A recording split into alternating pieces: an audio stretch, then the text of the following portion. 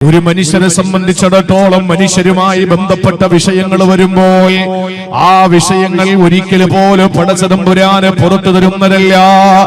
ഏതെങ്കിലും ഒരു സഹോദരനെ നമ്മൾ അപവാദം പറഞ്ഞാൽ, അവൻ ഇഷ്ടമില്ലാത്ത കാര്യങ്ങൾ നമ്മൾ പറഞ്ഞു നടന്നാൽ, അത് സംഘടനയുടെ പേരിലാണെങ്കിലും ശരി, അത് രാഷ്ട്രീയത്തിന്റെ പേരിലാണെങ്കിലും ശരി, അത് കുടുംബത്തിന്റെ പേരിലാണെങ്കിലും ശരി, ഏത് വിഷയത്തിലാണെങ്കിലും പോലും ഒരാളെ പറ്റിയിട്ട് നമ്മൾ അവൻ ഇഷ്ടമില്ലാത്ത കാര്യങ്ങൾ പറഞ്ഞാൽ, അതല്ലെങ്കിൽ പ്രിയപ്പെട്ടവരെ ഒരാളെ സംബന്ധിച്ച് നമ്മൾ ഏതെങ്കിലും അർത്ഥത്തിൽ നമ്മളെ മോശമായി പറഞ്ഞാൽ, അയാൾ പൊറുക്കുന്നത് വരെ അല്ല പൊറുക്കൂല.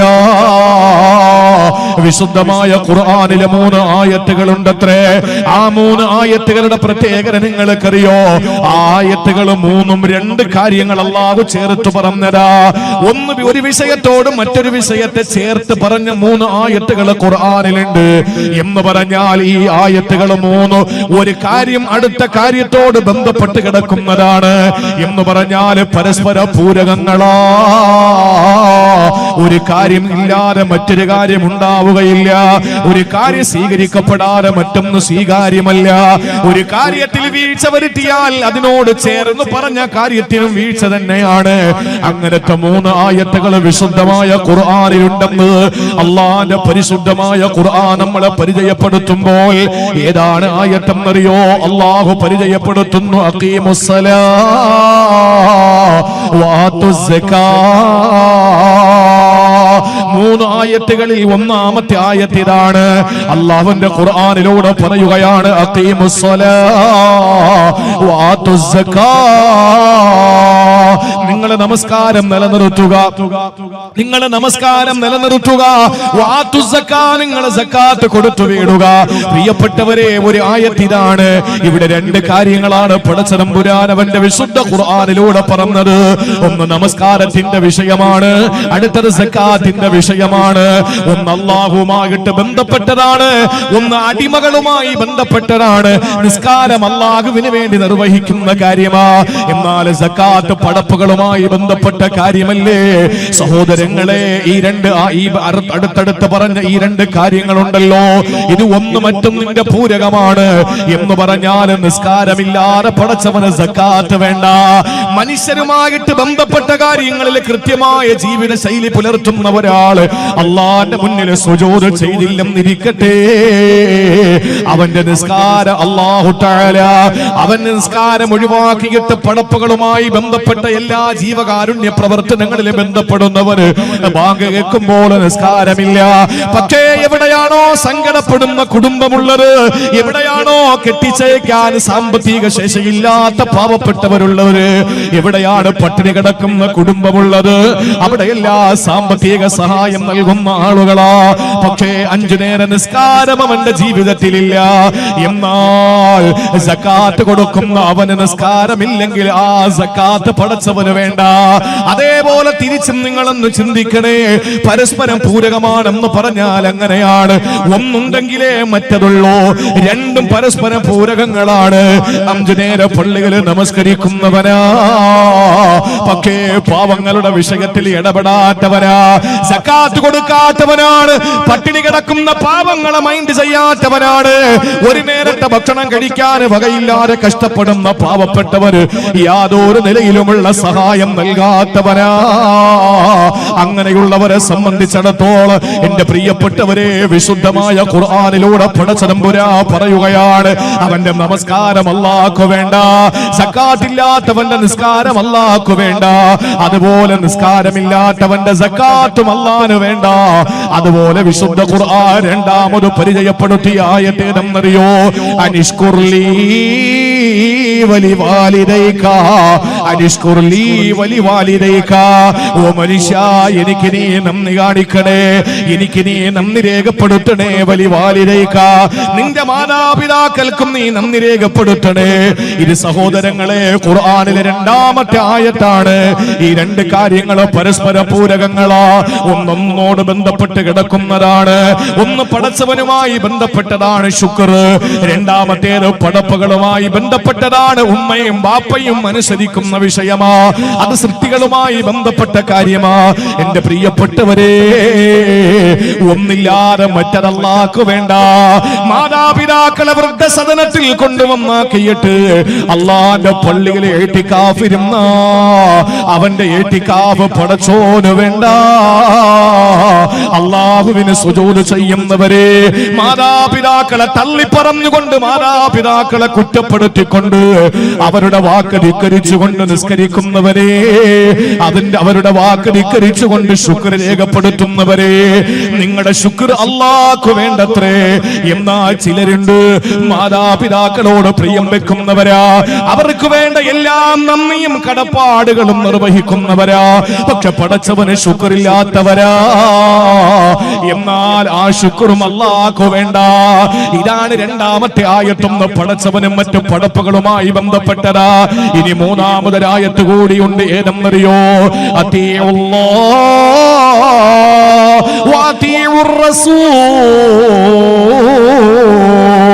നിങ്ങൾ അല്ലാഹുവിനെ വഴിപ്പെടണം, റസൂലിനെയും നിങ്ങൾ വഴിപ്പെടണേ. ഇതെന്റെ സഹോദരങ്ങളെ, ഇവിടെ ഒന്ന് പടച്ചവനുമായി ബന്ധപ്പെട്ടതാണ് ഇത്താഅത്തുല്ലാഹ്, രണ്ടാമത്തേത് ഇത്താഅത്തു റസൂൽ, പടപ്പുമായി ബന്ധപ്പെട്ടതാ. അല്ലാഹുവിനെ വഴിപ്പെടുന്നവര് റസൂലുള്ളാഹിനെ വഴിപ്പെടുന്നില്ല. നമ്മുടെ കാലഘട്ടത്തിന്റെ നവീനവാദികൾ പറയാറുണ്ടല്ലോ, അല്ല എന്ത് പറഞ്ഞു ഞാൻ അനുസരിച്ചോളാ, അല്ല അല്ലാത്ത ഒന്നും എനിക്കൊരു പ്രശ്നമല്ല. പോരാ, പടച്ചതമ്പുരാ എന്താണോ നമ്മളോട് കൽപ്പിച്ചിട്ടുള്ളത് അവൻ അനുസരിക്കാനാ. അതേ അനുസരണ ഹബീബായ നബി മുഹമ്മദ് മുസ്തഫ ആ പ്രവാചകന്റെ വിഷയത്തിൽ നമ്മൾ കാണിക്കുന്നത് വരെ നമ്മൾ യഥാർത്ഥത്തിൽ അള്ളാഹുവിനോടുള്ള ഇത്താഅത്ത് പൂർത്തിയാക്കുന്നവരല്ല. ഇനി ചില ആളുകളുണ്ട്, റസൂൽ എന്ത് പറഞ്ഞാലും അനുസരിക്കും, പക്ഷെ അല്ല പറയുന്നത് അനുസരിക്കൂല, അതും അല്ലാഹു വേണ്ട. ഇങ്ങനെ മൂന്ന് ആയത്തുകളെ വിശുദ്ധ ഖുർആനിൽ അല്ലാഹു പരിചയപ്പെടുത്തുമ്പോ, ഒന്ന് പടപ്പിനോടും മറ്റത് പടച്ചവനോടും ബന്ധപ്പെട്ട കാര്യങ്ങളാ. അതുകൊണ്ട് പടപ്പിനോടുള്ള ബാധ്യതകൾ പൂർത്തീകരിക്കാതെ പടച്ചവന്റെ വിഷയത്തിൽ ജാഗ്രത കാണിക്കുന്നവരെ ഇല്ല. പടച്ചവന് നമ്മുടെ ഇബാദത്തുകൾ ഒന്നും വേണ്ട. അതുകൊണ്ട് 5 നേരം പള്ളിയിൽ പോകുന്നവർ കാണിക്കുന്ന ജാഗ്രത, പ്രിയപ്പെട്ടവരെ, അപ്പുറത്തെ വീട്ടിലെ പാവപ്പെട്ടവനോട് നമ്മൾ കാണിക്കുന്നത് വരെ ഹജ്ജിന് പോകാനുള്ള താല്പര്യം, ഹജ്ജിന് പോകാനുള്ള താല്പര്യം, ഉംറ ചെയ്യാനുള്ള ത്യാഗ മനസ്ഥിതി ഉണ്ടല്ലോ, അത് നമ്മുടെ കൂടപ്പുറപ്പുകൾ സങ്കടപ്പെടുമ്പോൾ അവരുടെ വിഷയത്തിൽ ഇടപെടുന്നത് വരെ പ്രിയപ്പെട്ടവരെ നമുക്ക് വിജയിക്കാൻ കഴിയുകയില്ല. അതുകൊണ്ട് ഈ കാലഘട്ടത്തിന്റെ ഏറ്റവും വലിയ പരാജയം അള്ളാഹുവിനോടുള്ള ഹഖൂഖുകൾ പാലിക്കാത്തതല്ല, മറിച്ച് അള്ളാഹുവിന്റെ അടിമകളോടുള്ള വീഴ്ചകളാണ് നമ്മുടെ ജീവിതത്തിലുള്ളത്. നമ്മൾ അങ്ങനെയൊക്കെ അള്ളാഹുവിനെ മാത്രം മതി എന്ന് പറയുന്ന ചില ആളുകളുണ്ട്. ഞാൻ എന്റെ റബ്ബിനെ അനുസരിച്ചോളാം, എന്റെ റബ്ബ് എന്ത് പറയുന്നു ഞാനത് അംഗീകരിച്ചോളാം, പടപ്പുകളുമായിട്ട് യാതൊരു ബന്ധമില്ല. എന്റെ അയ്യായിലെ സഹോദരങ്ങളെ, നിങ്ങൾക്ക് തോന്നുന്നുണ്ടോ രക്ഷപ്പെടാൻ പറ്റുമോ? പറ, തോന്നുന്നുണ്ടോ? നിങ്ങൾക്ക് അങ്ങനെ എന്തെങ്കിലും ഒരു ധാരണ ഉണ്ടോ? അള്ളാഹുവിനെ അനുസരിച്ച് കൃത്യമായി ഞാൻ എന്റെ റബ്ബും ഞാനും എന്റെ പടച്ചോനും, ഞാനും എന്റെ റബ്ബും, ഞാനും എന്റെ അള്ളാഹു, വേറെ ഒരു കാര്യങ്ങളും എനിക്കറിയണ്ട എന്ന തീരുമാനമെടുത്തിട്ട് ദിക്റും ശുക്റും ഫിക്റുമായിട്ട് കഴിയുന്ന ഈ അയ്യായിലെ ഒരാള്, ബാങ്ക് കേട്ട ആ സമയത്ത് പറവകൾ പറന്ന് പാറിപ്പറന്ന് കൂട്ടിലേക്ക് പോകുന്നത് പോലെ പള്ളിയിലേക്ക് വരുന്ന ഒരാള്, നിസ്കാരം കഴിഞ്ഞ ഓടി വീട്ടിൽ വരും, നാട്ടിലുള്ള ഒരു വിഷയത്തിലും ഇടപെടുന്നില്ല. നിങ്ങൾക്ക് തോന്നുന്നുണ്ടോ ഇയാൾക്ക് സ്വർഗ്ഗത്തിൽ പോകാൻ പറ്റുമോ? നിങ്ങൾക്ക് തോന്നിയാ ഞാൻ പറയും, ആ തോന്നല് നിങ്ങളുടെ തെറ്റിദ്ധാരണയാണ്. ആ തോന്നല് തെറ്റിദ്ധാരണയാണ്, നിസ്സാരമാണെന്ന് കരുതരുത്. നബിയെ, ഞാൻ നല്ലവനാണോ? ഞാൻ നല്ലവനാണോ? ആ സമയത്ത് അഷ്റഫുൽ ഖൽഖ് സല്ലല്ലാഹു അലൈഹി വസല്ലമ തങ്ങൾ പറഞ്ഞ മറുപടി എന്താ? സ്ത്രീകൾ പ്രത്യേകം മനസ്സിലാക്കിക്കോ. എന്താ നബി തങ്ങൾ അദ്ദേഹത്തോട് പറഞ്ഞത്? ഞാനല്ല മോനെ അതിന് മറുപടി പറയേണ്ടത്, നിന്റെ അയൽക്കാരനോട് ചെന്നിട്ട് ചോദിക്കും ഞാൻ നല്ലവനാണോ എന്ന്. ഞാൻ നല്ലവനാണെന്ന് എന്റെ അയൽവാസി സർട്ടിഫൈ ചെയ്താൽ നീ നല്ലവനാണ്. അവൻ പറയാണ് നീ മോശക്കാരനാണ്. എന്നാ നീ മോശക്കാരൻ തന്നെ. അവിടെ ആരാ തീരുമാനിക്കേണ്ട നമ്മുടെ നന്മയെ പറ്റി, നമ്മുടെ തിന്മയെ പറ്റി? അടുത്ത് കിടക്കുന്നവരാണ്. എത്ര പേരുണ്ട് ഇപ്പോഴും മതിൽ കെട്ടിപ്പൊക്കിയിരിക്കുന്നത്? ഞാനൊരു ജില്ല പറയുന്നില്ല, ജില്ല പറയാതെ ഞാനൊരു കാര്യം പറയട്ടെ. ഈ ജില്ലയല്ല, മലപ്പുറം ജില്ലയല്ല, എന്തായിരുന്നാലും ഒരു ജില്ലയിൽ, അത് പേടിച്ചിട്ടല്ല, വെറുതെ ഫസാദ് ഉണ്ടാക്കണ്ടല്ലോ. ഞാനൊരു പള്ളിയിൽ നിസ്കാരം കഴിഞ്ഞിറങ്ങുമ്പോ എന്നെ കൊണ്ടുപോയ ആ സഹോദരൻ എന്നോട് പറഞ്ഞു, ആ കെട്ടിടം കണ്ടു എന്ന് ചോദിച്ചു. നമ്മുടെ ഈ മമ്പൗസാദ പോലുള്ള വലിയ ഒരു പള്ളി, ആ പള്ളി അല്ല, ഒരു വീട്, ഭയങ്കരമായൊരു വീടാണ്. എന്നിട്ട് പറഞ്ഞു, ഈ വീട് ആ കാണുന്ന പള്ളിയുടെ മുന്നിൽ നിന്നാൽ നേരെ ഈ വീട് കാണാം, നന്നായിട്ട് കാണും. പള്ളിയിൽ വരുന്നവരുടെ ഒക്കെ കണ്ണ് ആ വീട്ടിലാണ്. നല്ല മനോഹരമായൊരു വീടാണ്.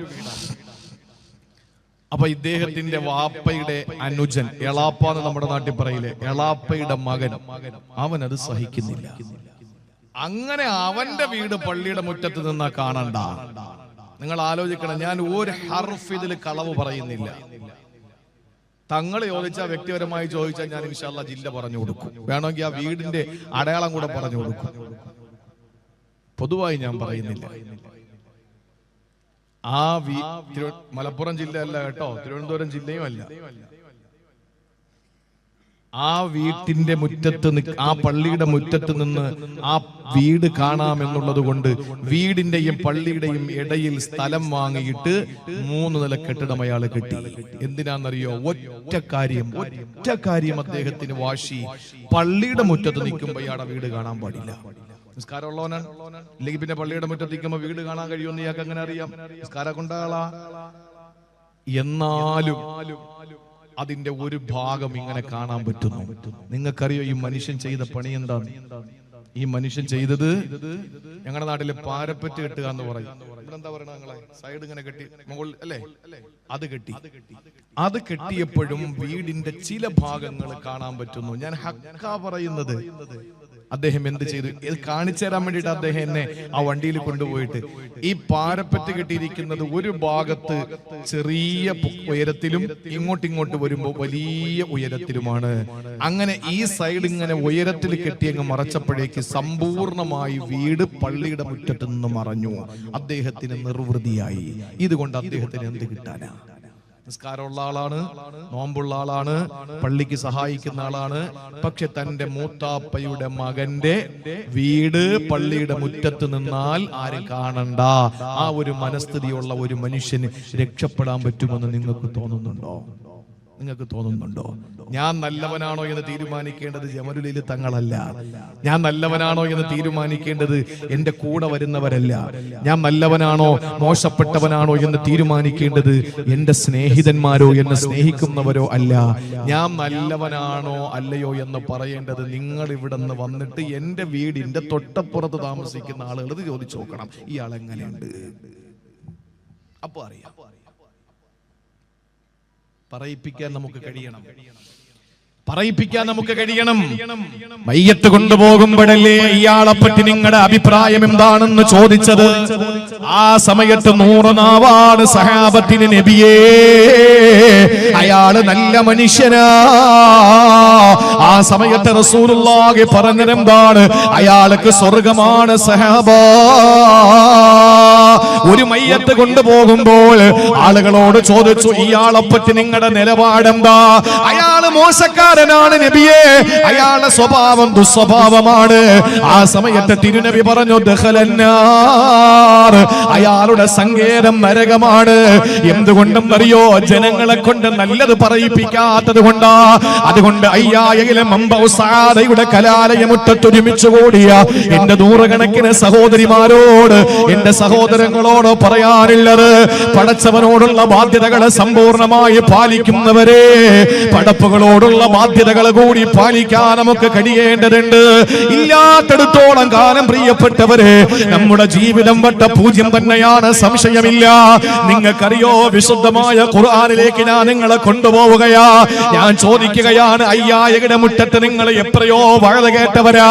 ഞാൻ ചോദിക്കട്ടെ, ഖുർആൻ പഠിക്കുന്നവരല്ലേ നിങ്ങൾ?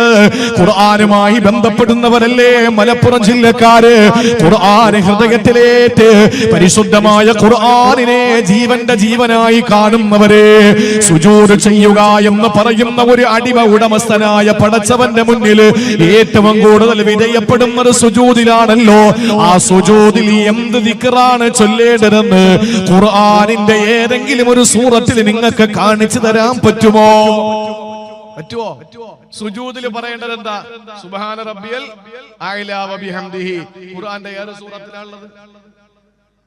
ഏത് സൂറത്തിലാണുള്ളത് അറിയോ? ഈ ദുആ ഏത് സൂറത്തിലുണ്ടെന്ന് അറിയോ?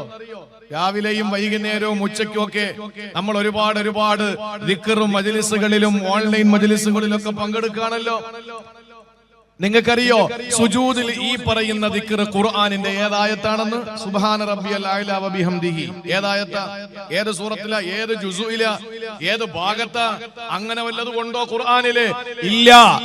റുകൂ എന്ന് പറയുന്ന ഓച്ചാനിച്ച് നിൽക്കുക എന്ന മലയാള അർത്ഥമുള്ള ആ റുകൂ ചെയ്യുമ്പോൾ നമ്മൾ പറയുന്ന സുബ്ഹാന റബ്ബിയൽ അളീം വ ബിഹംദിഹി എന്നത് ഖുർആനിന്റെ ഒരു ആയത്തിൽ നിങ്ങൾക്ക് കാണിച്ചു തരാൻ പറ്റുമോ? പറ്റില്ല. റമളാൻ മാസം വരികയാണ്.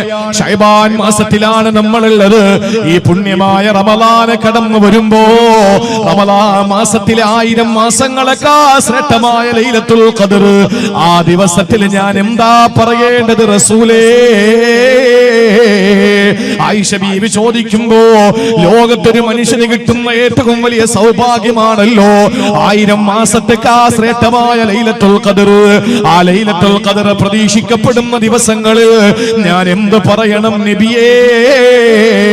ആ സമയത്ത് തിരുനബി പറഞ്ഞു കൊടുത്തത് എന്തെന്നറിയോ? അല്ലാഹുമ്മ ഇന്നക അഫ്വുൻ തുഹിബ്ബുൽ അഫ്വ ഫഅഫു അന്നി. ഇതാണ് ആയിഷ പറയേണ്ടത്. ഇതേതായത്തിലാണ്, ഏത് സൂറത്തിലാണ് പ്രിയപ്പെട്ടവരെ? ഇല്ല. ഇങ്ങനെ നോക്കിയാൽ പ്രിയമുള്ളവരെ, അല്ലാഹുമായി ബന്ധപ്പെട്ട ഒരേ ഒരു ഇബാദത്തിന്റെ വിഷയത്തിൽ ചെല്ലേണ്ട പ്രാർത്ഥനകളെ പറ്റി ഖുർആനിലില്ല. നിസ്കാരത്തിന്റെ ഒരു കർമ്മങ്ങളെ പറ്റിയും നിസ്കാരത്തിന്റെ ഒരു ദിക്റിനെ പറ്റിയും ഖുർആനിലില്ല. പക്ഷെ നിങ്ങളോട് ഞാൻ പറയട്ടെ, ഒരു സത്യവിശ്വാസിയോട് എങ്ങനെയാണ് ഒരു മനുഷ്യന്റെ പ്രാർത്ഥന എന്ന ഖുർആനിൽ അല്ലാഹു പറഞ്ഞിട്ടുണ്ട്. നമ്മൾ എങ്ങനെയാണ് നമ്മുടെ മുൻഗാമികൾക്ക് വേണ്ടി ദുആരക്കേണ്ടത്? ഇന്നത്തെ സൂര്യൻ അസ്തമിച്ചല്ലോ, നാളത്തെ പ്രഭാത പൊട്ടിവിടരുമ്പോ പാണക്കാട് സയ്യിദ് ഹൈദർ അലി ശിഹാബ് തങ്ങളുടെ ആണ്ട് ദിനമാണല്ലോ. ആ മനുഷ്യന് വേണ്ടി എങ്ങനെയാണ് ദുആ ചെയ്യേണ്ടത്? പൂക്കോയാട്ടങ്ങൾക്ക് വേണ്ടി എങ്ങനെയാണ് ദുആ ചെയ്യേണ്ടത്? ശംസുൽ ഉലമയ്ക്ക് വേണ്ടി എങ്ങനെയാണ് ദുആ ചെയ്യേണ്ടത്? ആനക്കര കോയക്കുട്ടി ഉസ്താദിന് വേണ്ടി എങ്ങനെയാ ദുആ ചെയ്യേണ്ടത്? എങ്ങനെയാണ് ചെറുശ്ശേരി സൈനുദ്ദീൻ ഉസ്താദിന് വേണ്ടി ദുആരക്കേണ്ടത്? പ്രിയപ്പെട്ടവരെ, വിശുദ്ധ ഖുർആനിലുണ്ട്, വിശുദ്ധ ഖുർആനിലുണ്ട്. നിങ്ങളുടെ മരണപ്പെട്ടു പോയ വാപ്പ, നിങ്ങളുടെ മരണപ്പെട്ടു പോയ ഉമ്മ, നിങ്ങളുടെ മരണപ്പെട്ടു പോയ സഹോദരങ്ങള്, നിങ്ങളുടെ പ്രിയപ്പെട്ടവര് നിങ്ങളിൽ നിന്ന് മരിച്ചു പോയല്ലോ, അവർക്ക് എങ്ങനെ ദുആരക്കണമെന്ന് 6660 ചില്ലുവാനും ആയത്തുകളിൽ അല്ലാഹു തആല പറഞ്ഞില്ലേ? ഏത് സമയത്താ പടച്ചവനത് പറഞ്ഞത്? അവനുമായിട്ട് ഏറ്റവും കൂടുതൽ അടുക്കുന്ന അഖറബുമായ ഖൂലുൽ അബ്ദു മിൻ റബ്ബിഹി വഹുവ സാജിദു. ഒരു മനുഷ്യൻ അല്ലാഹുവുമായിട്ട് ഏറ്റവും കൂടുതൽ അടുക്കുന്നത് സുജൂദിൽ വെച്ചാണല്ലോ. ആ സുജൂദിൽ എന്ത് ചൊല്ലണമെന്ന ഖുർആനിലില്ല. എന്നാൽ അല്ലാഹുവിന്റെ ഖുർആൻ പറയുന്നു, ഇന്നലകളിലും മരണപ്പെട്ടു പോയ ഉസ്താദുമാർക്കുള്ള ദുആ എങ്ങനെയാ? റബ്ബന ഗഫിർ ലനാ വലിഇഖ്വാനിന അല്ലദീന സബഖൂനാ ബിൽ ഈമാൻ വലാ തജ്അൽ ഫീ ഖുലൂബിനാ ഗില്ലൻ ലില്ലദീന ആമനൂ റബ്ബനാ ഇന്നക റഊഫുർ റഹീം. പ്രിയപ്പെട്ടവരെ, ഖുർആനിലുണ്ട് തന്റെ ചൂടും ചൂരുമേറ്റ് തന്നോടൊപ്പം രാത്രി പങ്കിടുന്ന മാറിടത്തിന്റെ സുഗന്ധമേറ്റ് വാങ്ങുന്ന, തന്റെ രാത്രികളെ ധന്യമാക്കി മാറ്റുന്ന പ്രിയപ്പെട്ട ഭാര്യ അല്ലെങ്കിൽ പ്രിയപ്പെട്ട ഭർത്താവ്, അവർക്ക് എങ്ങനെയാണ് ദുആ ചെയ്യേണ്ടതെന്ന് വിശുദ്ധ ഖുർആനിൽ അല്ലാഹു പറഞ്ഞല്ലോ. റബ്ബനാ ഹബ് ലനാ മിൻ അസ്വാജിനാ വദുരിയാതിനാ ഖുർറത അയ്യുൻ വജഅൽനാ ലിൽ മുത്തഖീന ഇമാമാ. എങ്ങനെയാണ് പ്രിയപ്പെട്ട സഹോദരങ്ങളെ അള്ളാന്റെ വിശുദ്ധമായ ഖുർആൻ അവനുമായി ബന്ധപ്പെട്ട ദിക്റുകളൊക്കെ ഖുർആനിൽ നിന്ന് പറയാതിരിക്കുമ്പോഴും പടപ്പുകളുമായി ബന്ധപ്പെട്ട സകല കാര്യങ്ങളും അള്ളാന്റെ ഖുർആനിൽ അല്ലാഹ് പരാമർശിച്ചില്ലേ? തന്റെ പ്രിയപ്പെട്ട പെറ്റുമ്മാക്ക് എങ്ങനെയാ ദുആ രക്കേണ്ടത്? ജന്മം നൽകിയ വാപ്പയ്ക്ക് എങ്ങനെയാ ദുആ രക്കേണ്ടത്? റബ്ബിർഹംഹുമാ കമാ റബ്ബയാനി സഗീറാ. പടച്ചവനെ, ചെറിയ പ്രായത്തിൽ എന്നെ കരുണയോടെ നോക്കിയ എന്റെ ഉമ്മാക്ക് വാപ്പാക്ക് നീ കരുണ ചൊരിയണം അല്ലാഹ്. ഇത് വിശുദ്ധ ഖുർആൻ പഠിപ്പിച്ച ദുആയല്ലേ? നോക്കിയ നിങ്ങൾ എത്ര മഹത്വമാണ് മാനുഷിക ഗുണങ്ങൾ, മാനുഷിക പരിഗണന, മാനുഷിക ബന്ധങ്ങൾ ഖുർആൻ പഠിപ്പിക്കുന്നത്. നിങ്ങൾ ശ്രദ്ധിച്ചിരിക്കും. 11 മണിയാകുമ്പോ 11 കാലാകുമ്പോ പ്രസംഗം നിർത്തിയിട്ട് ഇൻഷാ അല്ലാഹ് മംബഉ സആദക്ക് വേണ്ടിയിട്ട് ഇൻഷാ അല്ലാഹ് എന്തെങ്കിലും നിങ്ങൾ തരുന്ന സാധനങ്ങൾ, തരുന്ന ആ ഒരു തുക ഓഫർ ഇൻഷാ അല്ലാഹ് ഇവിടെ ബഹുമാനപ്പെട്ട തങ്ങൾ എഴുതിയെടുത്ത് നമുക്ക് നന്നായിട്ട് ദുആ ചെയ്ത് അതിനുശേഷം ഇൻഷാ അല്ലാഹ് ഇവിടെ പറഞ്ഞല്ലോ നേരത്തെ മനോഹരമായ നമ്മുടെ മുൻഗാമികൾ അവരെ ഓർമ്മിപ്പിക്കുന്ന നിലയിലുള്ള, ഇന്നിപ്പോ എല്ലാം മാറിയല്ലോ, എല്ലാം മാറി. ഇന്നിപ്പോ ഉറൂസുകൾ പോലും എന്തോ ഒരു ശുദ്ധ അസംബന്ധങ്ങളാ ഉറൂസിന് പോലും നടക്കുന്നത്. ഒറ്റ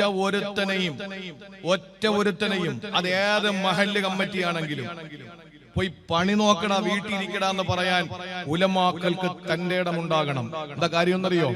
മഹാന്മാരുടെ മക്കാമും ആ മക്കാമ് ഉറൂസ് എന്ന പേരിൽ കാട്ടിക്കൂട്ടുന്ന കുറെ കോപ്രായങ്ങളുണ്ട്. ഞാൻ മുജാഹിദ് ജമാഅത്തെ ഇസ്ലാമി ഒന്നുമല്ല, ഞാൻ 916 സുന്നി തന്നെയാണ്.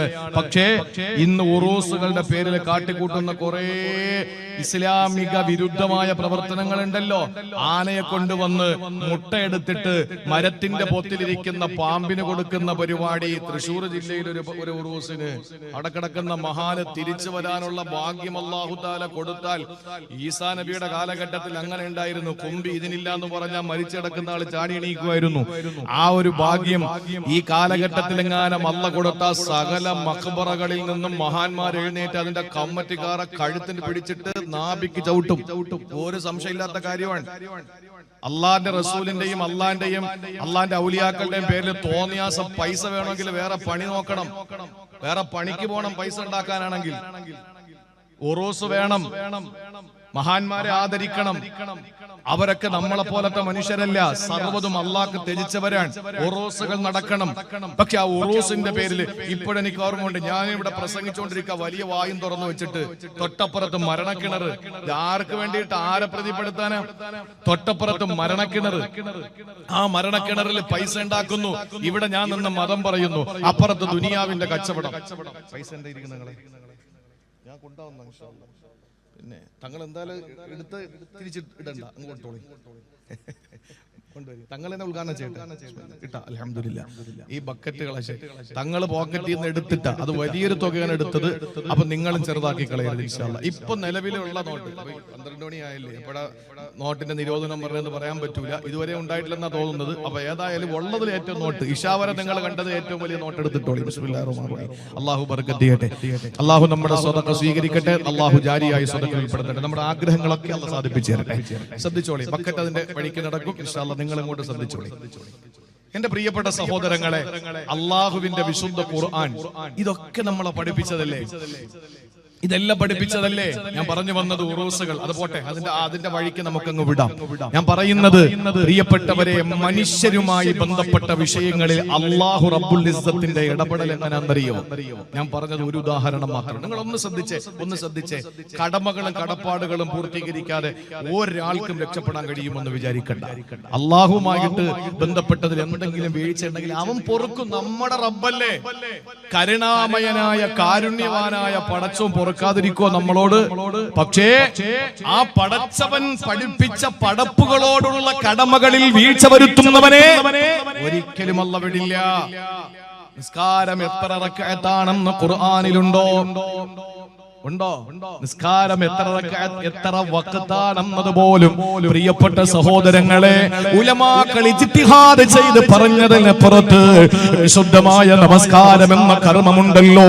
വിശുദ്ധമായ ഖുർആനിൽ അല്ലാഹു തആല അതിനകത്ത് ഇങ്ങനെ നിസ്കരിക്കണം, കൈവിടെ കെട്ടണം, ആ നമസ്കാരം ആര് ഇമാമത്ത് നിൽക്കണം, ആര് മാമൂമായി നിൽക്കണമെന്ന് ഖുർആനിലില്ല. അതെല്ലാ തിരുനബിയുടെ വാക്കുകളിലാണ്, ഹദീസ് ശരീഫുകളിലാ പരിചയപ്പെടുത്തിയിട്ടുള്ളത്. നോമ്പ് പിടിക്കുന്നതിനെ പറ്റിയിട്ട് നോമ്പ് ഇന്നത് മുറിച്ചാൽ ഇന്നത് കഴിച്ചാൽ നോമ്പ് മുറിഞ്ഞു പോകും, ഇന്നത് പറഞ്ഞാൽ നോമ്പിന്റെ പ്രതിഫലം നഷ്ടപ്പെടുമെന്ന് പറയുന്നത് ഖുർആനിന്റെ ആയത്തുകളല്ല, അതെല്ലാം ഹദീസുകളിൽ നിന്ന് വ്യക്തമാണല്ലോ. ഹജ്ജിന് ഇന്ന വേഷം ധരിക്കണം, ഹജ്ജിന് ഇവിടെ നിന്ന് ആരംഭിക്കണം, ഇതെല്ലാം വിശുദ്ധമായ ഹജ്ജിന്റെ കർമ്മങ്ങളോ ഉംറയുടെ രീതികളോ വിശുദ്ധ ഖുർആൻ പറയാതിരിക്കുമ്പോ സകാത്ത് എന്ന് പറയുന്ന മനുഷ്യരുമായി ബന്ധപ്പെട്ട വിഷയമെത്തിയപ്പോ ഹജ്ജ് അല്ലാഹുമായി ബന്ധപ്പെട്ടതാ, നോമ്പ് പടച്ചോരുമായി ബന്ധപ്പെട്ടതാ, നിസ്കാരം അല്ലാഹുമായിട്ട് ബന്ധപ്പെട്ടതാ. അവിടെയെല്ലാം അല്ലാഹു തആല പറയുന്നതിൽ ലിമിറ്റ്സ് വെച്ചപ്പോൾ അല്ലാഹു സകാത്ത് എന്ന പടപ്പുകളുമായി ബന്ധപ്പെട്ട വിഷയം വന്നില്ലേ?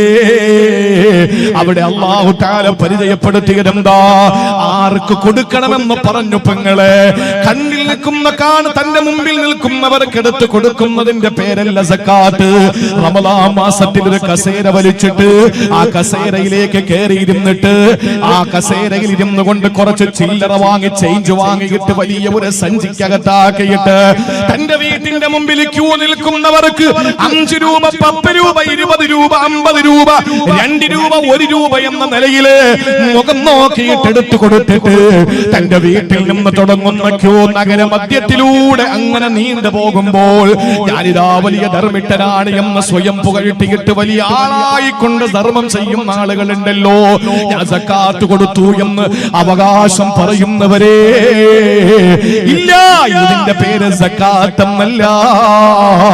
സക്കാത്ത് അല്ലാഹു 8 കൂട്ടർക്ക് കൊടുക്കണമെന്നാ പഠിപ്പിച്ചത്. 9ാമതൊരു കൂട്ടരില്ല, 8 കൂട്ടം ആളുകളെ അല്ല എണ്ണിയല്ലേ പഠിപ്പിച്ചത്.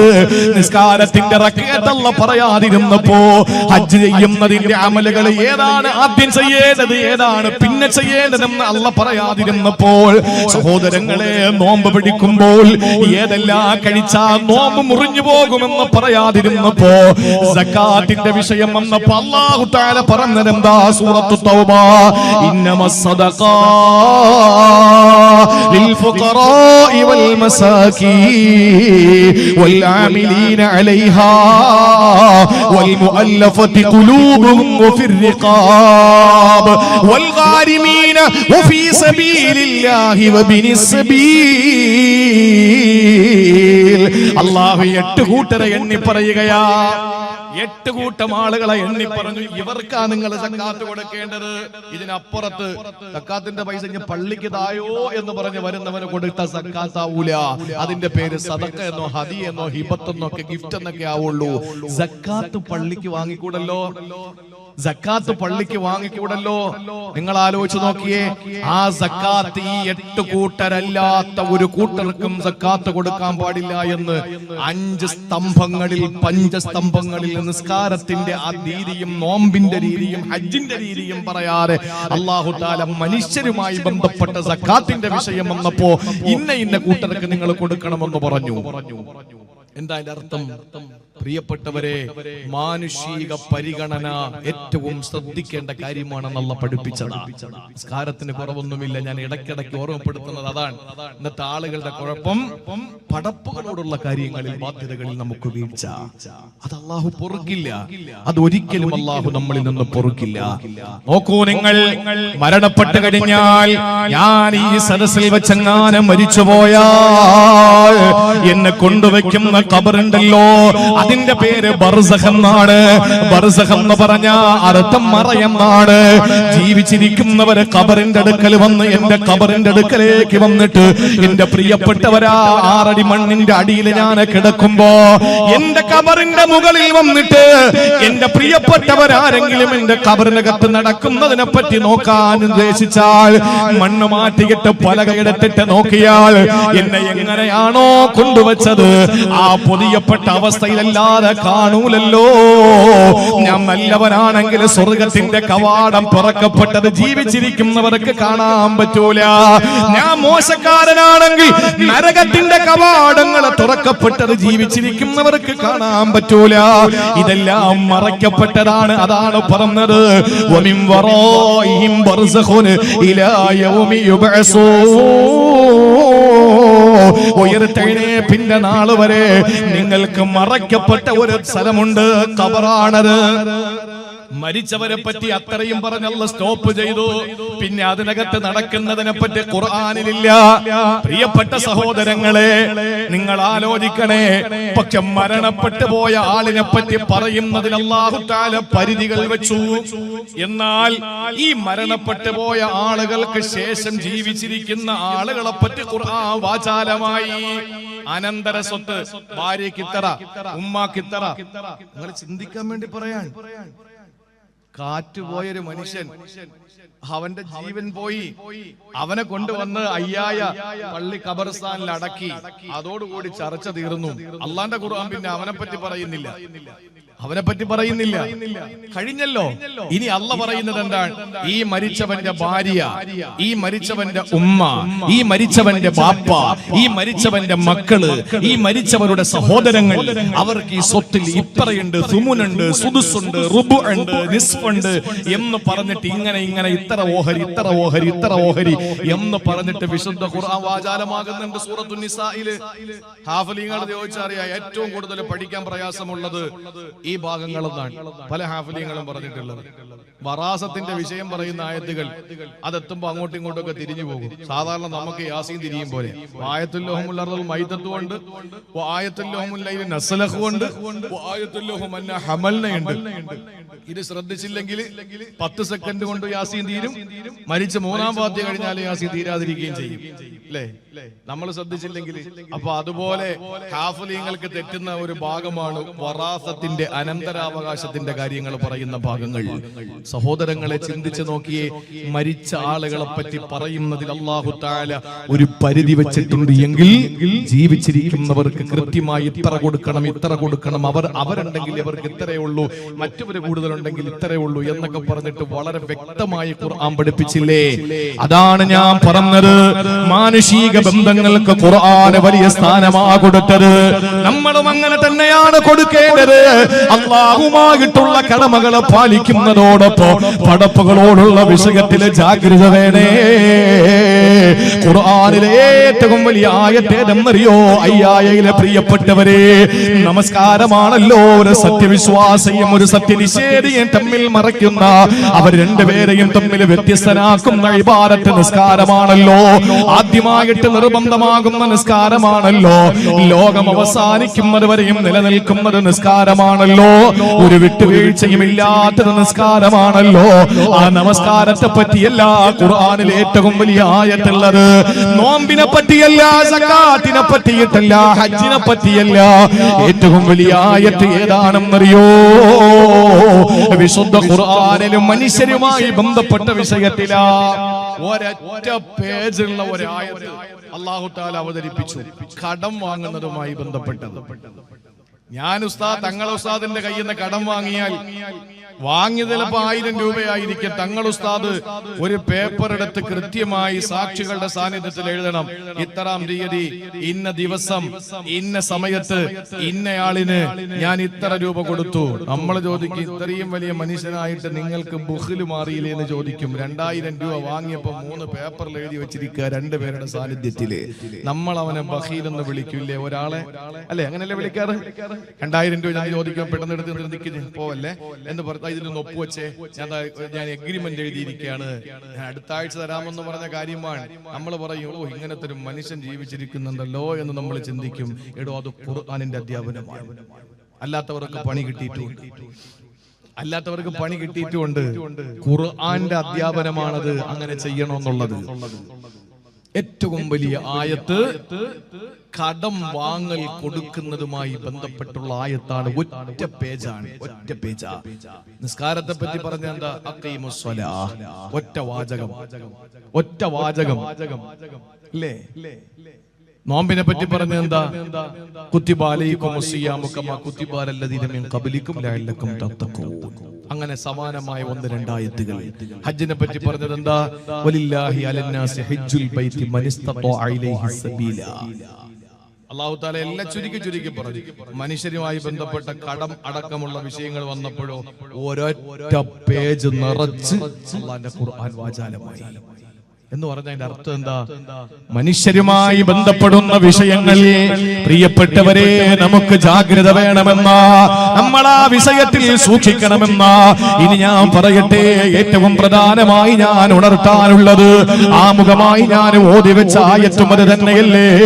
നമസ്കരിക്കുന്നവൻ അല്ലാഹു കൊടുക്കുന്ന പ്രതിഫലം എത്രയാ?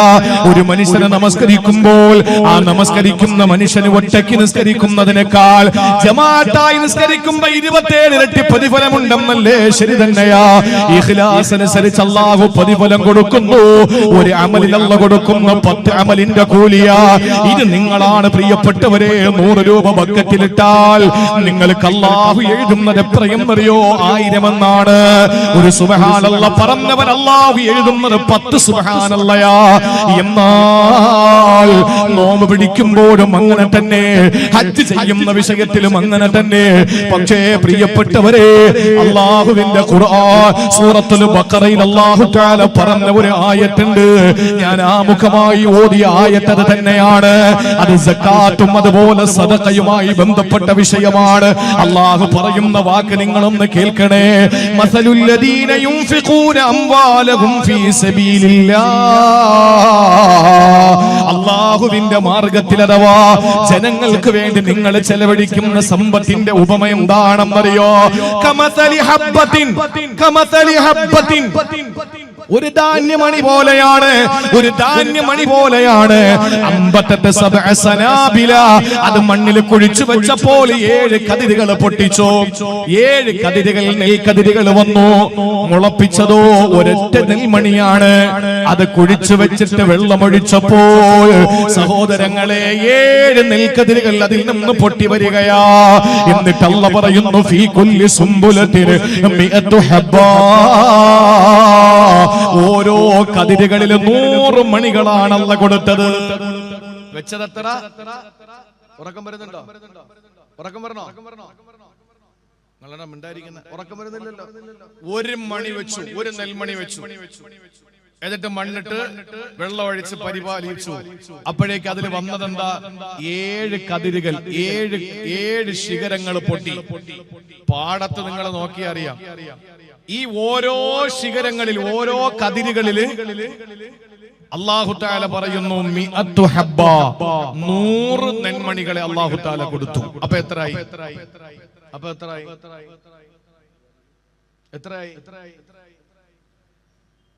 ഒരു മണി വെച്ചു, നെൽമണി വെച്ചു. ആ നെൽമണി ഒരെണ്ണം വെച്ചപ്പോൾ അതിൽ 7 കതിരുകൾ പൊട്ടി. ആ 7 കതിരിലും ഓരോ കതിരിലും 100 നെൽമണികൾ വീതം. തിരുവനന്തപുരം ജില്ലയിലാണെങ്കിൽ 700 ആയി. മലപ്പുറത്ത് എങ്ങനെയാണെന്ന് വെച്ചാൽ എനിക്കറിയില്ല. 700 നെൽമണികളായി. 700 എണ്ണം. വെച്ചതെത്ര? 1.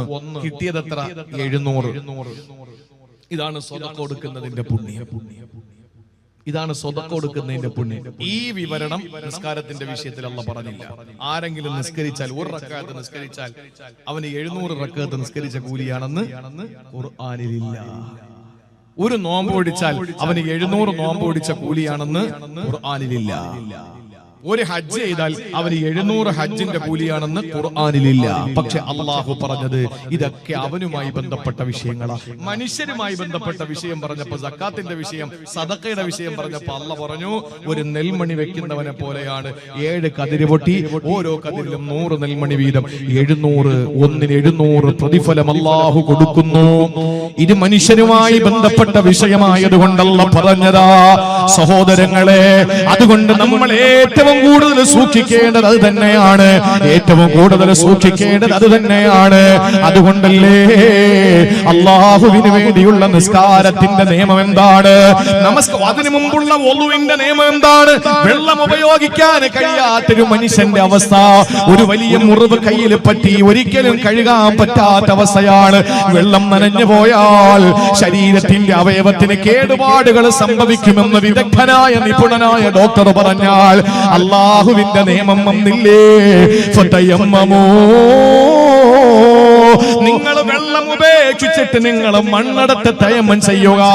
സഹോദരങ്ങളെ, നിസ്കാരത്തിന്റെ വിഷയം നിൽക്കാനേ കഴിയുന്നുള്ളൂ. ഇരിക്കാൻ പറ്റുന്നില്ലെങ്കിൽ നീ നിന്ന് നിസ്കരിച്ചോ. ഇനി നിൽക്കാൻ പറ്റും, പക്ഷേ നിൽക്കാൻ പറ്റുന്നില്ല, ഇരിക്കാനേ പറ്റോളെങ്കിൽ നീ ഇരുന്ന് നിസ്കരിച്ചോ. എല്ലാത്തിനും അല്ലാഹു തആല നിസ്കാരത്തിൽ ഇളവ് തന്നല്ലോ. നാലുള്ളത് നേരത്തെ ഞാൻ പറഞ്ഞതുപോലെ രണ്ടായി നിസ്കരിക്കാൻ ഖസ്റല്ല തന്നില്ലേ, ജംഅ അല്ലാഹു തന്നില്ലേ, എല്ലാ ആനുകൂല്യങ്ങളും അല്ലാഹു തന്നു. നോമ്പിന്റെ വിഷയം വരുമ്പോ നിനക്ക് ആരോഗ്യമുണ്ടെങ്കിൽ നോമ്പ് പിടിച്ചാ മതി. വിദഗ്ധനായ ഡോക്ടർ പറഞ്ഞു നിനക്ക് പട്ടിണി കിടക്കാൻ പാടില്ല, വെള്ളം കൃത്യമായി കുടിച്ചില്ലെങ്കിൽ നിനക്ക് അപകടമാണെന്ന് ഡോക്ടർ പറഞ്ഞാൽ ആ നോമ്പ് നിനക്ക് വിടാമല്ലോ. യാത്ര ചെയ്യുന്നവന് നോമ്പില്ലല്ലോ. അവിടെയും അല്ലാഹു നോമ്പിന് അവിടെ ആനുകൂല്യം കൊടുത്തു.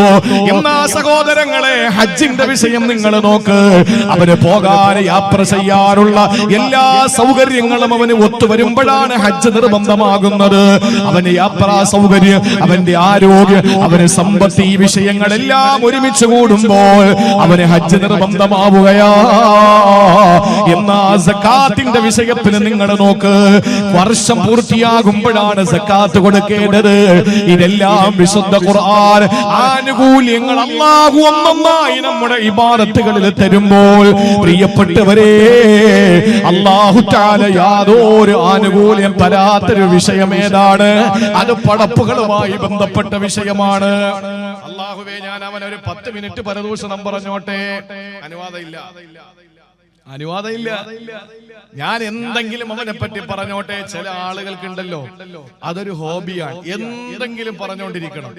ഞാൻ അങ്ങനെ ആഗ്രഹമുള്ള ചില ആളുകൾ ഉണ്ടെങ്കിൽ, എന്നെ കേൾക്കുന്നവരിൽ ആരെങ്കിലും ഉണ്ടെങ്കിൽ ഒരു ചെറിയ പൊടിക്കൈ,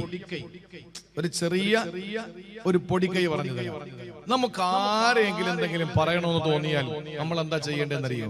ചിലർക്ക് അങ്ങനെ ഉണ്ടല്ലോ, JCBയുടെ പല്ലുകൊണ്ട് ഈ മാന്തി കൊടുത്താലും നാക്കിന്റെ കടി മാറൂല. ആരെങ്കിലും എന്തെങ്കിലും പറഞ്ഞോണ്ടിരിക്കണം, എന്തെങ്കിലുമൊക്കെ പറഞ്ഞോണ്ടിരിക്കണം. അങ്ങനെയുള്ള ആളുകൾ ഉണ്ടെങ്കിൽ അവരോട് എനിക്ക് പറയാനുള്ളത്, അത് നിങ്ങൾക്ക് ചെയ്യാൻ പറ്റുന്ന ഏറ്റവും നല്ലൊരു കാര്യം അതെന്നറിയോ?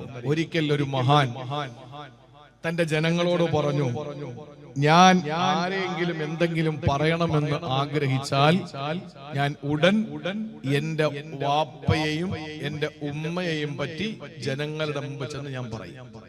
നാട്ടുകാരെ മുഴുവനും വിളിച്ചു നിർത്തിയിട്ട് എന്റെ വാപ്പ അങ്ങനാണ്, അയാളെ കണി കാണാൻ കൊള്ളൂല, അയാള് പ്രശ്നക്കാരനാണ്, എന്റെ ഉമ്മ അങ്ങനാണ്, എന്റെ ഭാര്യ ഇങ്ങനാണ്, എന്റെ മക്കൾ അങ്ങനാണ് എന്ന് സ്വന്തക്കാരെ പറ്റി ഞാൻ പറയും എന്നാ മഹാൻ പറഞ്ഞു. അപ്പൊ കൂടെ നിന്നവര് ചോദിച്ചു, അവരെന്ത് തെറ്റ് ചെയ്തിട്ടാ? അപ്പൊ എന്താ ഈ മഹാൻ പറഞ്ഞെന്നറിയോ?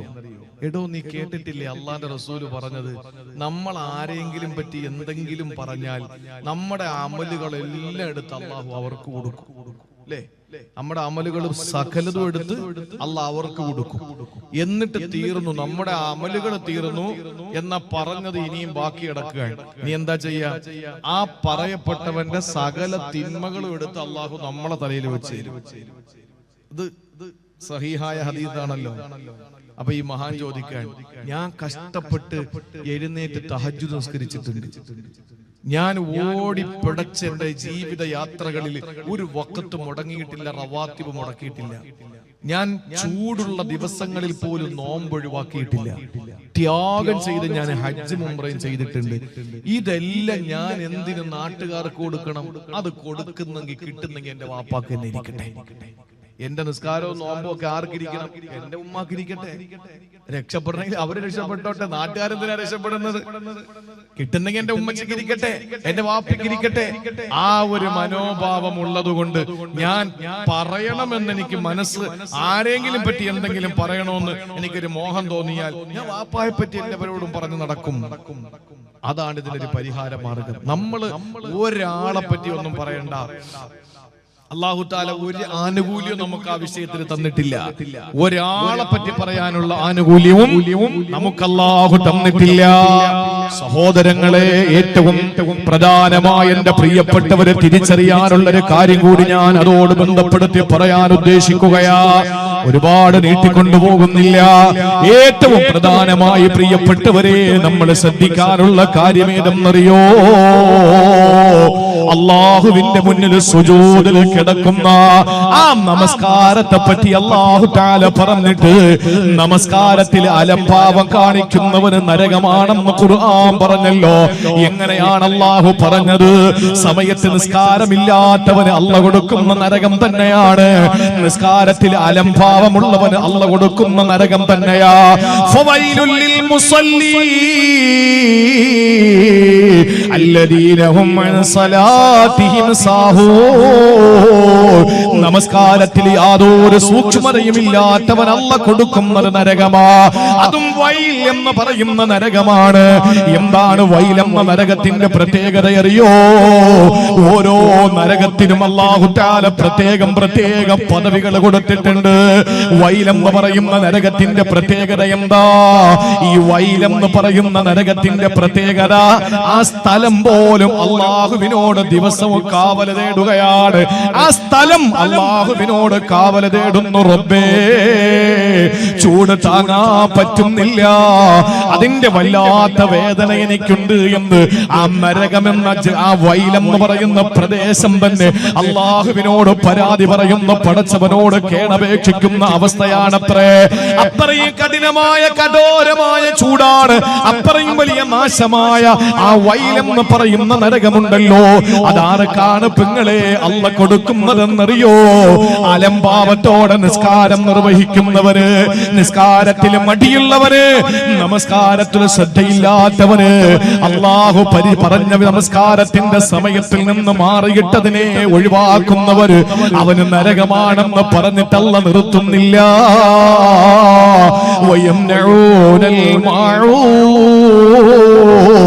അല്ലാഹു ആ വൈലെന്ന നരകം കൊടുക്കുന്നത് നിസ്കാരമില്ലാത്തവന് മാത്രമല്ല, പിന്നെ ആർക്കാണ്?